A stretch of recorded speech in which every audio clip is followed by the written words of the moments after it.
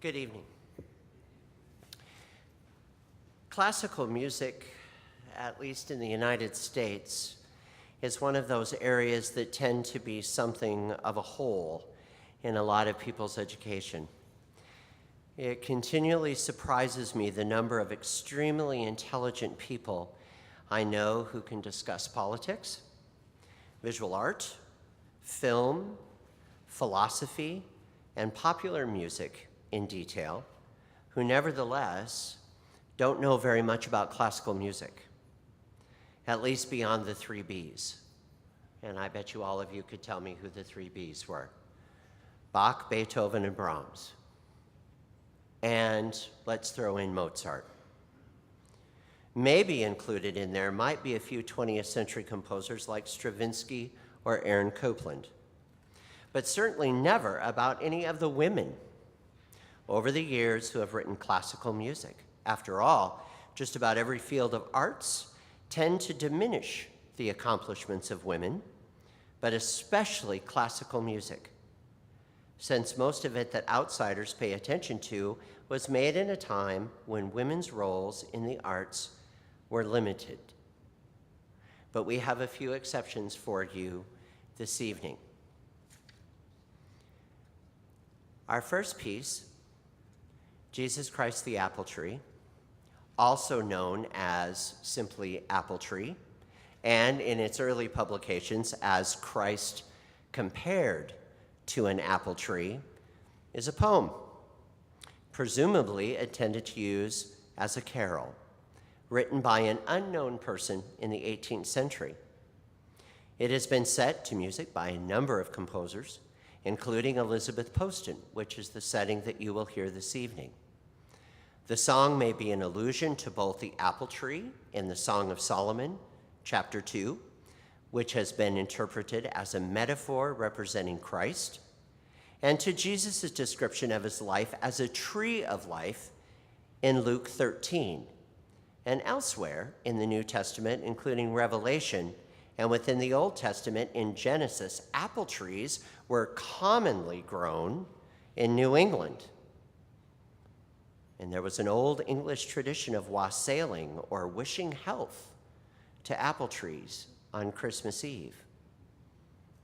The song is now performed by choirs around the world, especially during the Christmas season, as a Christmas carol. Another motivation of the song may have been to Christianize of English winter season winter songs used in wassailing the apple orchards, pouring out libations or engaging in a similar ceremonies to seek fertility of the trees. Elizabeth Poston was an English composer, pianist, and a writer. She studied at Queen's Margaret School, York, and then at the Royal Academy of Music in London, where she was encouraged by both Peter Warlock and Ralph Vaughan Williams. Poston composed scores for radio and television productions, over 40 radio productions alone, and collaborated with C.S. Lewis, Dylan Thomas, and others. In addition to composing, Poston was an academic.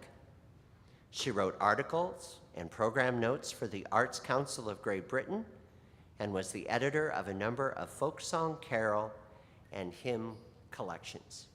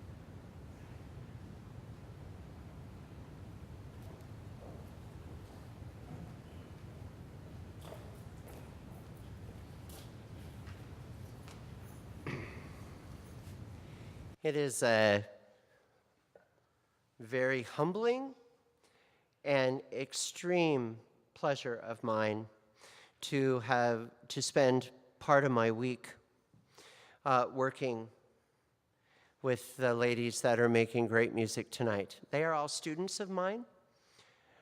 We don't call them voice lessons, we call them voice explorations. Because after all, every voice is different. Every voice has to explore differently. Everybody's throat is different. I could bring you in slide after slide after slide if this is what happens when you swallow and all that kind of business. The bottom line is this: they are all very busy. They are all professional women in their own right who have very, very full-time jobs doing other things. And they have chosen to spend time in the music department. And they've chosen to spend weekly hours with me as we explore their voice. And it is one of the most rewarding things that I get to do. It is sheer, unadulterated joy for me to hear beautiful, musical, relaxed singing that's in tune. Phyllis Margaret Duncan Tate was born at Gerrard's Cross in Buckinghamshire, England, to an architect. She was excluded from primary school by her headmistress at the age of 10 for singing a lewd song at the end of the year. Not a very auspicious beginning for such a prolific composer, who then, much to the disdain of her mother, taught herself how to play the ukulele. She was discovered in 1928 by the composer Harry Ferjean, who prompted her to receive formal music training, which she took up at the Royal Academy of Music, where of all things she studied composition, timpani, and conducting. She was very self-critical and destroyed all of her compositions from before the mid-1940s. Tate believed that music should entertain and give pleasure. In 1979, she wrote, and I hope I do not offend anyone, this is her writing, "I must admit to having a sneaking hope that some of my creations may prove better than they appear. One can only surmise, and it's not for the composer to judge. All I can vouch for is this: writing music can be hell, torture in the extreme. But there's one thing worse, and that's not writing it at all." After hearing her play at a lunch one day, Dame Ethel Smith said, "At least I have finally heard a real woman composer." However, since at that point Smith's hearing was deteriorating, Tate did not put too much stock in it. So tonight, we have a delightful Moravian carol set by Tate.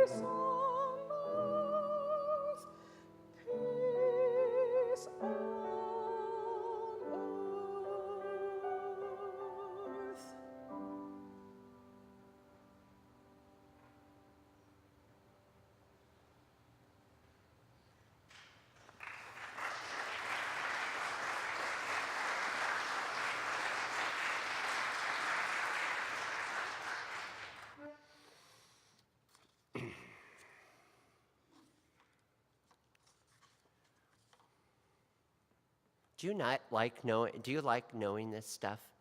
I just find it very interesting, isn't it? And there's really nothing you can do about it because you're here and you have to listen to me. So I guess it's kind of like teaching a class, isn't it? As you can tell, most of the carols, most of the music tonight is all based around Advent or Christmas time, except for one, the Catherine Dean's Ave Maria, and that is simply on the program because I like it and I do the programs. So, moving on. Libby Larsen is one of America's most performed living composers. She has created a catalog of over 400 works spanning virtually every genre, from intimate vocal and chamber music, which you shall hear tonight, to massive orchestral works and over 12 operas. Grammy Award winning and widely recorded, she is constantly sought after for commissions and premieres by major artists, ensembles, and orchestras around the world, and has established a permanent place for her works in the concert repertoire. As a vigorous, articulate advocate for the music and musicians of our time, remember, going back a couple of hundred years, if it would not have been for Felix Mendelssohn, we probably never would have heard J.S. Bach's music again. So let me read that again. As a vigorous, articulate advocate for the music and musicians of our time, Larsen co-founded the Minnesota Composers Forum in 1993. Now it's called the American Composers Forum, which has become an invaluable aid for composers in a transitional time for American arts. Her first formal music education came from the St. Joseph of Carnedale nuns at Christ the King School. All students sang Gregorian chant and learned to sight read using movable do solfege. How many of you know what solfege is? Good. How many of you learned movable do solfege? 2 out of the room. So the difference is that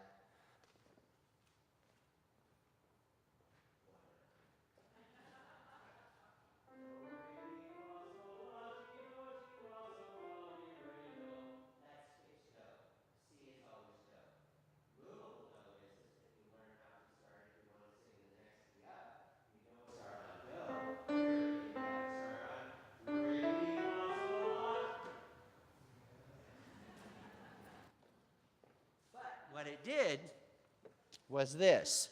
The rhythmic flexibility and prosody of text Larsen learned in chant showed her that there is freedom in music, a concept that would prove to be very influential in her future compositions. In addition to her classical training, Larsen's father was an amateur clarinetist in a Dixieland band, and her mother played boogie woogie on the record player, giving her a multifarious and very American musical background. Larsen's style and approach to music comes from her own philosophy on music. Her music comes from the sound she hears every day around her in the world. It is noted for its energy, its optimism, its rhythmic diversity, colorful orchestration, liberated tonality without harsh dissonance, and pervading lyricism.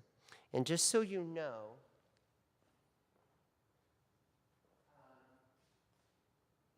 what she is, sorry, my back is to you. There are chords that can be dissonant.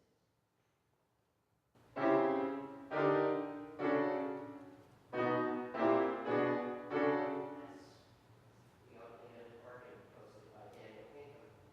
My wife hates Daniel Pinkham. There can be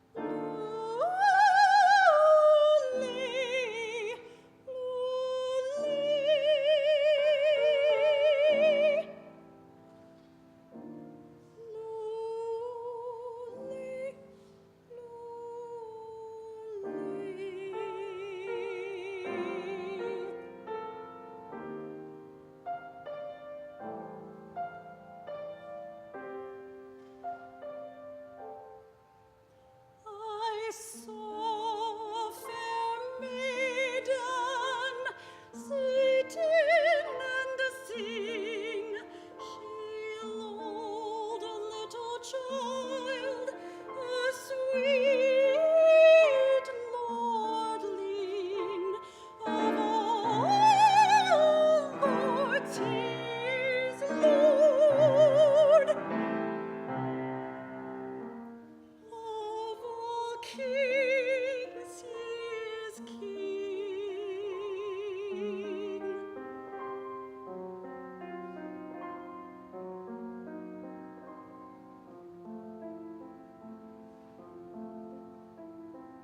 There was such melody at the child's birth. All those in heaven, they made much mirth. Angels then, they sang through the night, and said to the child, Blessed be thou, and blessed be she, both meek and mild.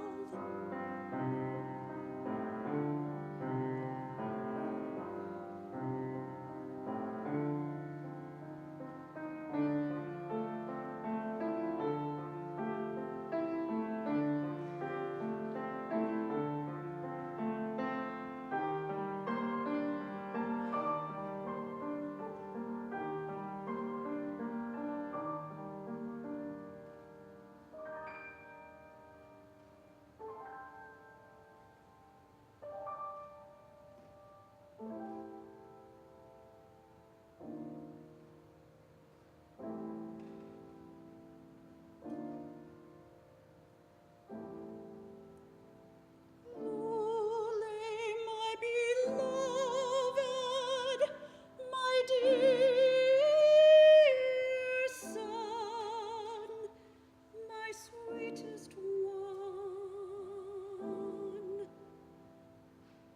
Lully, my dear heart, my own, my darling one. Lully, Lully.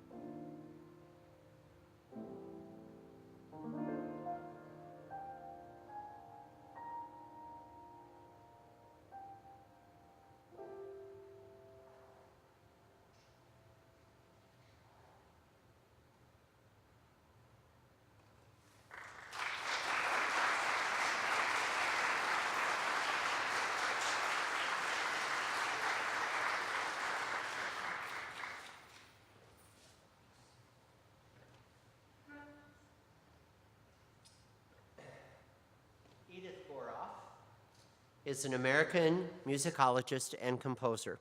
She was born in New York City, the daughter of professional musicians Marie Bergeson and Raymond Boroff. The family moved to Chicago in 1941, and Boroff studied at the American Conservatory of Music, graduating with a Bachelor of Music in 1946, a Master of Music of Composition in 1948.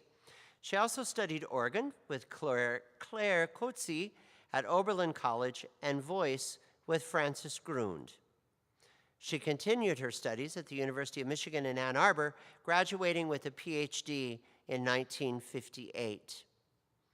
After completing her studies, Boroff worked as a composer and music teacher. She taught at Milwaukee Downer from 1950 to 1954 and later took a position teaching music history at the State University of New York at Binghamton.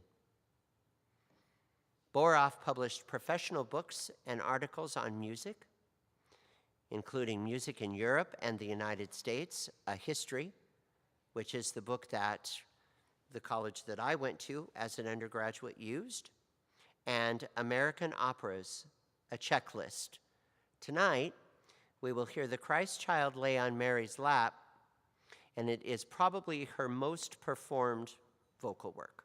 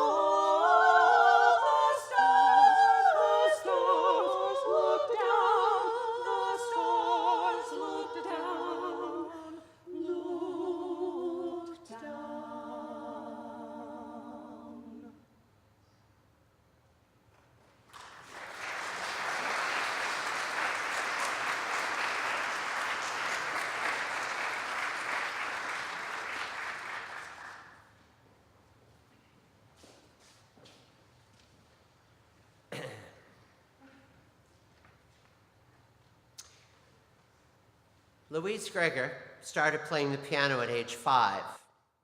The music teacher, Karl Ludwig Beemann, from her native town of Greifswald, taught her piano and composition and soon arranged public concerts for her. It is said that her unusual talent took her to Russia in 1871, where she played for the family of the Tsar. She started composing at about age 11. She continued to develop her musical abilities and studied singing at the Berlin Royal Conservatory. In 1888, she married a Berlin doctor, but continued her classical training under several Berlin masters of her time. In 1894, the family moved to Kassel, where Louise devoted most of her time to composing and concerts. After her divorce in 1911, she and her oldest son, Helmut, held musical salons in her apartment, at which she performed many of her numerous songs. The songs formed part of the standard repertoire in Germany and throughout Europe. In 1925, her works were said to have been more than 120. Later, they were estimated to be more than 250. Richard Strauss, who held the position as president to the Reichschamber of Music, bestowed upon her the professional title of composer.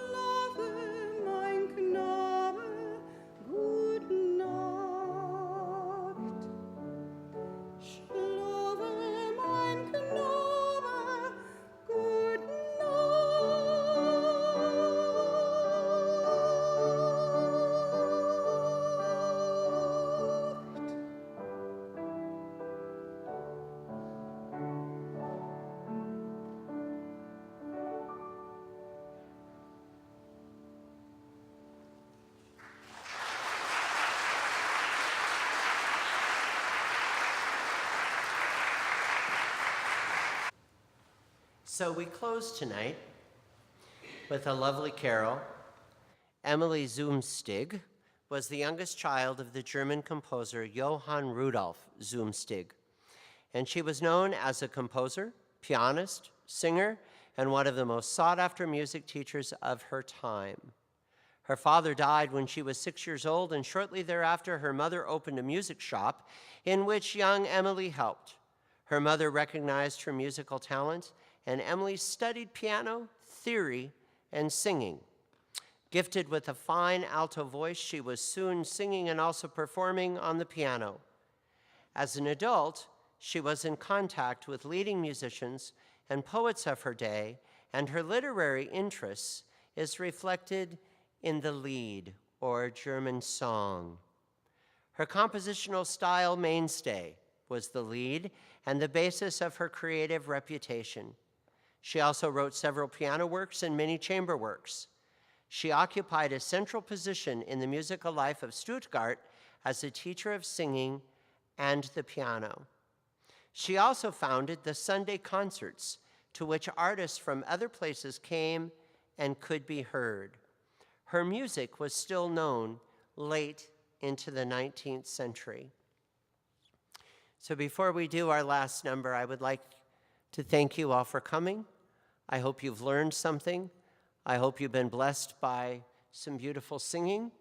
And I hope that you think about when you go out and buy your CDs or go to your iPods or iPads or whatever, that there are some absolutely wonderful, wonderful composers who are women. And music is a very male-dominated world. That's just the way, unfortunately, it is. And I hope you've been blessed tonight. And again, I would like to thank each one of the singers. They all bring a unique personality, a unique gift to my studio and to our musical endeavors here. And again, it's been a pleasure and will continue to be a pleasure to work with them as they continue on in their musical work.